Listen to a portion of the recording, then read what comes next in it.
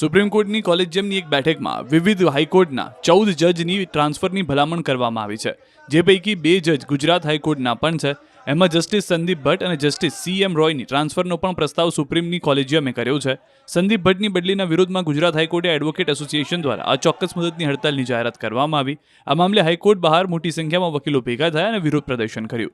Justice ભટ્ટની બદલી પર રોક લગાવવાની માંગ સાથે કામથી અળગા રહ્યા અને વકીલ એકતા જિંદાબાદના નારા લગાવ્યા.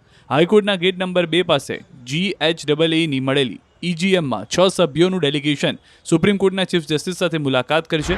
બીજી તરફ વકીલોની હડતાલના પગલે અરજદારોને ધક્કા થયા હતા, કામ અટક્યા હતા, મહત્વની સુનાવણી અટકી પડી. ડેડિયાપાડાના ધારાસભ્ય ચેતર વસાવાની જામીન અરજી પર સુનાવણી ન થઈ શકી. વકીલોની હડતાલના પગલે ચેતરની જામીન અરજી પર સુનાવણી ન થઈ, જેથી હજુ ચેતર વસાવાને જેલમાં જ રહેવું પડશે.